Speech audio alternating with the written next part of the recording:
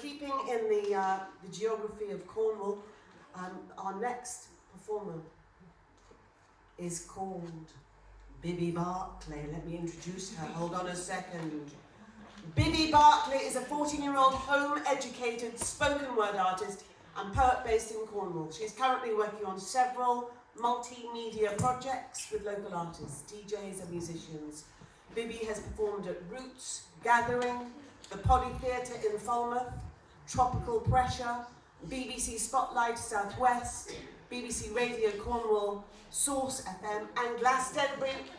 Give her an amazing, warm welcome, Bibby Barclay!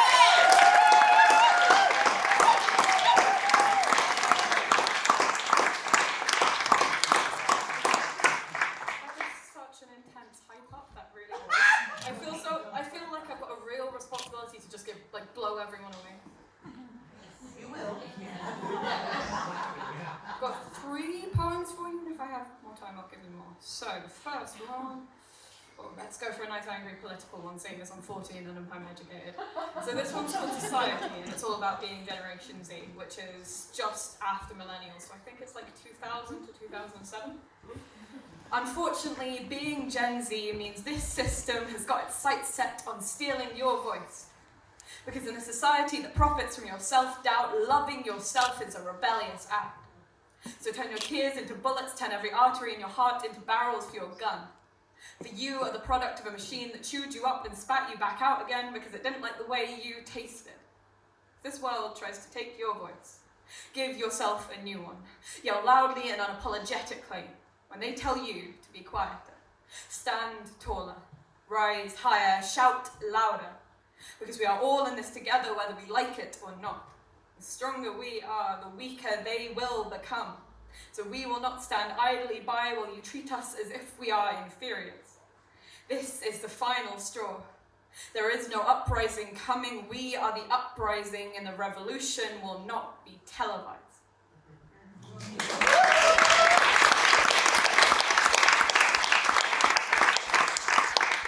That's dedicated to the really amazing 11-year-old poet who's up here. Now I feel really inferior because you're a great poet.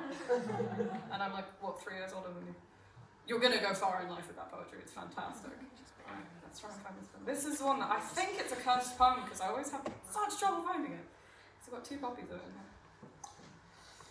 Let's see if I can find it. Oh, I'll do one from my head. So this one, quite a few of you probably be able to relate to it. Who has a social media account? Put your hand up. Most of the audience. This is about hating social media, but it's kind of hypocritical because I use it all the time. It's called anti-social media.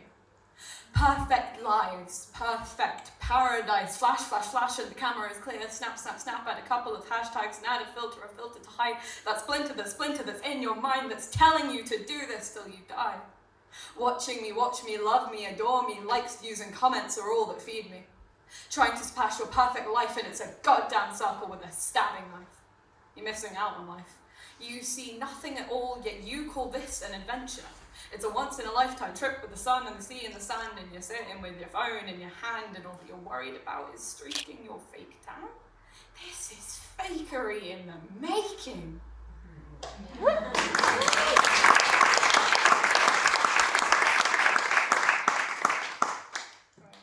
it's right back. Also. Right. So this one's quite an angry one. This is I don't know. I get very inspired by MCMC if she's still here. She's fantastic poet. Excuse me, I am.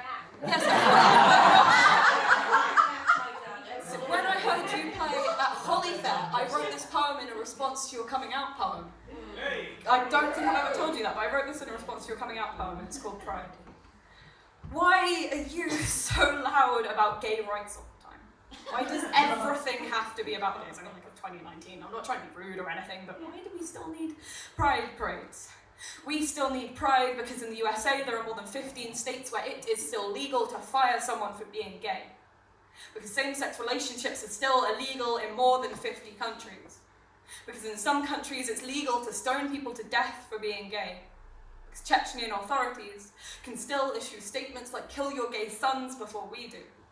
Because despite only 7% of American youth identifying as gay, gay youth make up for 40% of the homeless youth in the US. Because the average age of a trans woman of colour is only 35. We may have come a long way, but we still have such a long way left to go. I respect your beliefs, but not when they are damaging my human rights. I am sick of people debating my right to exist. I am sick of having to tick the other box on forms for my gender. It took the blood of 2 women, attacked on public transport for people to feel something. It took the suicide of a teenage boy, bullied for being gay, for people to stand up and shout. But we are proud, we are loud, and we will celebrate our existence. We are celebrating our ability to exist openly without facing hatred and intolerance, which in this world isn't always guaranteed. Before you say that being LGBTQ+ is a choice, let me just say I have friends who have prayed to God to make them straight. Do you really think they'd choose that? I have friends who are scared to leave their houses because they might get beaten up or yelled at in the streets for being who they are. Do you really think that's their choice? I know people who have lost their friends, who have lost their families, and who have lost their homes for being gay. Do you seriously think somebody would choose that? The first Pride parade was a riot, bloody and violent. We invited you to join alongside, but you just cast a blind eye. Yet you're all glitter and rainbows when Pride becomes a party. We are here, we are queer, and we are not going down without a fight.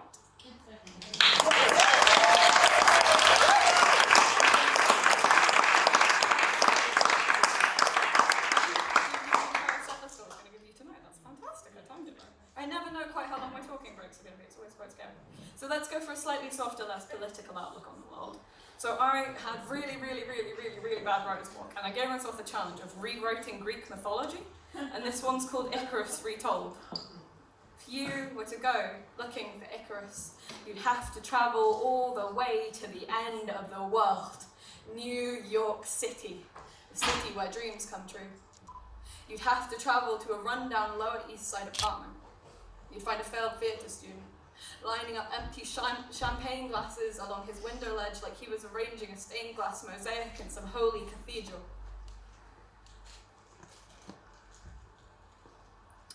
He listens to Debussy, and he waltzes around his kitchen. He drinks dollar store liquor like it was holy water, and he smokes Marlboro lights like they'll really save him. He sits on his balcony, and he paints the city skyline, and even though nobody will ever see his paintings, they are his salvation, his confessional.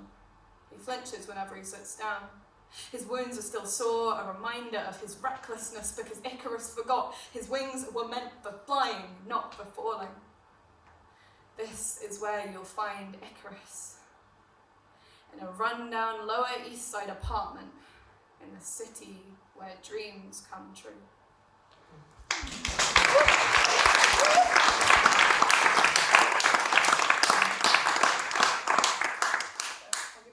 It's about the same length as that one. Is that cool? So this one, it's another Greek one, but it's about the gods. And before any of you ask me if I've read American Gods, I haven't, although this is quite similar. So this one's called The Gods Are Sick of Being Gods. The gods, they are sick of being gods. So they slink away into dark alleyways and underground clubs. Zeus drinks his worship from a cracked martini glass. Artemis is locked up in some grimy jail cell somewhere outside the city with blood on her knuckles from a drunken street-side brawl that she definitely didn't start. At least that's what she told the police officer. This city's salvation isn't found in some holy temple, it's found at the bottom of an empty champagne glass. Moths flit and flutter around buzzing streetlights. If you were to go to a dirty little club somewhere on 53rd Street, hiding in the smoke screen of darkness, you'd find a saddened Apollo, or scorched wings burnt by cigarettes and whiskey. Aphrodite is awake again. She's drinking alone in the hotel bar again. She's got eyeliner and mascara ringed around her eyes, left there from a one-night stand she was already regretting before it had even begun. One timid smile from the bartender, and they're up on the rooftop. They're sharing a cigarette and naming the constellations after his signature cocktails. Welcome to the city of the gods. This so-called heaven is crumbling at the feet of these deities. Thank you.